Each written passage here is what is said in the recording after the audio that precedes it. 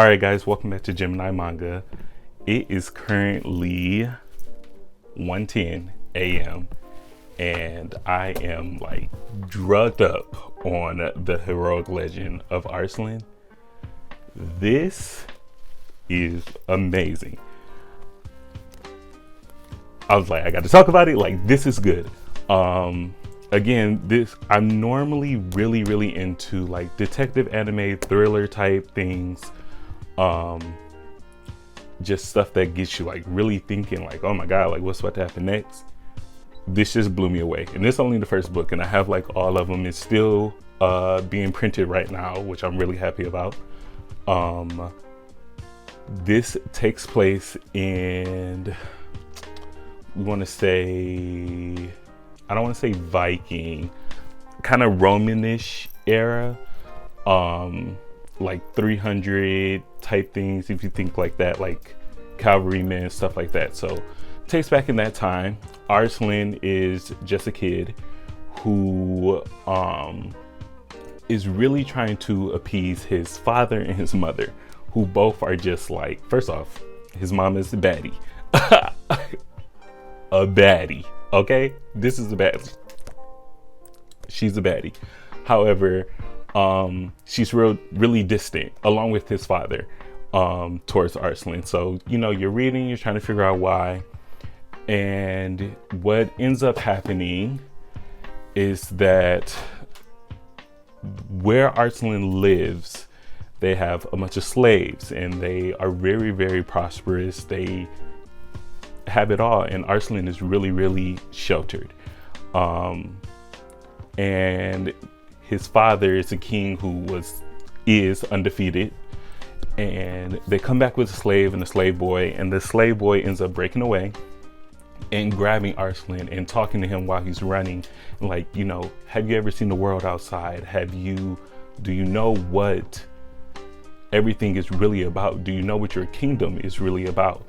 And Arslan's like, oh damn, like I should really, you know, talk to other slaves and figure out. The boy ends up escaping, and that's when Arslan's like, I'm going to talk to more slaves. As he goes to go talk to slaves are killed. They were being rebellious, and they were like, well, you should have became a slave, because if you became a slave, then you wouldn't have died.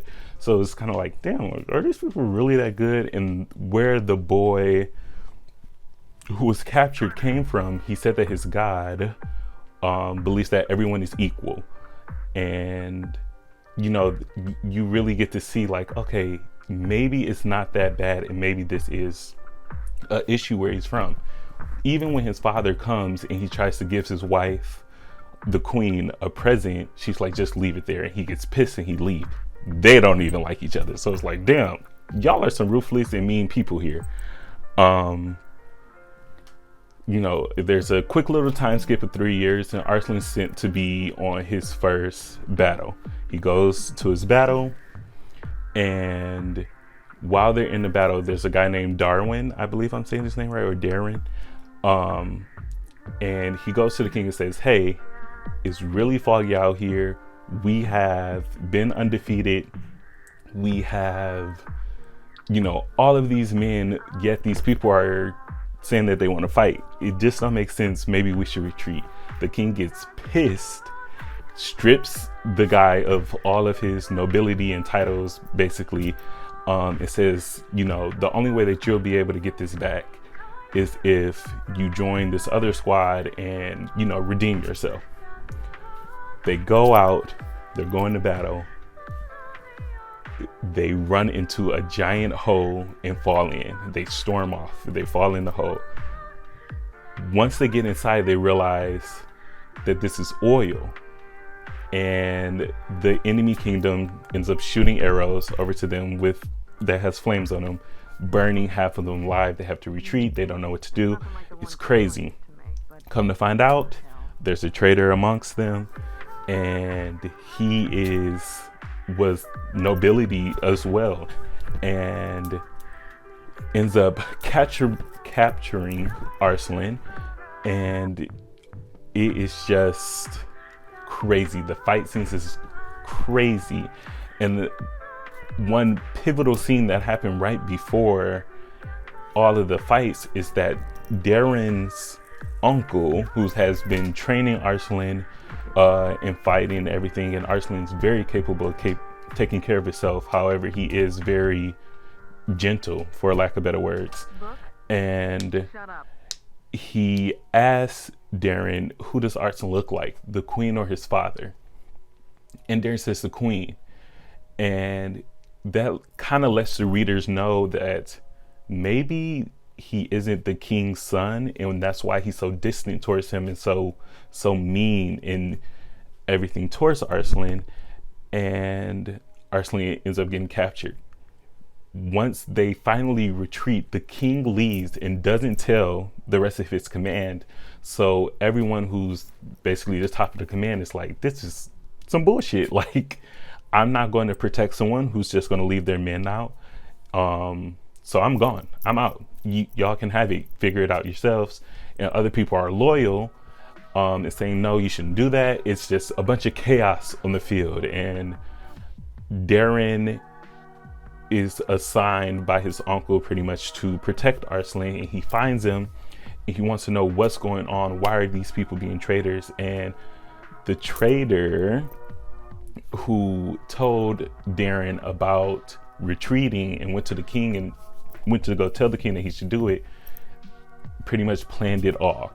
Darren ends up winning a fight, getting Arslan, and they end up trying to leave. While the king is headed back, he ends up meeting the ruler, I guess, of the enemy kingdom, and gets fucked up. Like, from my knowledge, from what I read so far, the king is dead. It is crazy. We don't know who the killer is or what his name is. He wears a mask. So it's kind of just really mysterious. And Arslan and Darwin are headed off to someone who was exiled from their kingdom because he was so outspoken and wanting to protect the kingdom and do the right thing and say, hey, maybe we shouldn't do X, Y, and Z. Let's do this. And the king is like, I have honor, I have glory. You know, you're either going to follow this or you're going to get on. And he ended up having to leave. But this man was, like, from the storytelling that I'm getting, incredibly strong. Defeated 3 whole kingdoms on his own without deploying anyone. So it's just wild. It's a really great story. It really gives me, I think I mentioned it in my last video, Game of Thrones vibes. And that's what I was getting from Vinland Saga. And this book right here is giving the exact same thing. And if you know Game of Thrones, you know season 8 was literally garbage. So I'm hoping this doesn't fall into the same category. But I am super excited to continue reading this. I've been reading a bunch of manga, and this is the first one where I'm like, let's talk about it, because this is great. I'm really interested to see where it goes. And I could be a little biased because it's by the same creator who made Full Metal Alchemist, and that is literally top tier, one of my favorite animes of all. It is my favorite anime of all time. I love Full Metal so much. Some of the art really resembles what Full Metal was, and it's even funnier because Darren is like a main character, a good guy, but he really resembles a character in Full Metal who is not so much a good guy, so at all, which was the Crimson Alchemist. Like, they resemble each other to a T. So it's kind of funny to see the differences and the art style and thing, but this is just truly an amazing read. I believe, let me see, that there is an anime out for it as well. Let's see. Funimation. So by all means, if you have the resources or capabilities to watch this, I definitely recommend it, just because this first read was truly unbelievably and really great. Let's see. The heroic. Oops. The heroic I Can Spell. Love that for me. Legend. Yes, it is a show. It's a couple parts out as well. So for sure, if you don't like reading manga or you prefer to look some things up about it, I definitely recommend. Let's see, right now we have 2 seasons. The first season is 25 episodes, and season 2, give me 1 second while this loads, is 33 episodes. Oh no, I'm sorry. 2, 4, 6, 8 episodes. So maybe it's still continuing. So even better. Watch this. Watch Full Metal if you haven't seen that. But for sure, watch this. This is amazing. This is great. I love it so much. And I just started. And I've been reading Yu Yu Hakusho, The Promised Neverland, which is starting to piss me off. It's getting really stupid and things aren't making sense. But JJK, I've been reading that. Demon Slayer, I've been reading everything that's been coming out in print right now. But this is truly the first thing that has made me like, I'm hyped up. I want to keep going. This is great. This is a great story. So yeah, thanks you all for watching. Give it a chance, give it a look, give it anything. Just, let's get some recognition for it. Thanks for watching. Follow me on Twitter, Instagram. Leave a like, leave a comment. And yeah, thanks.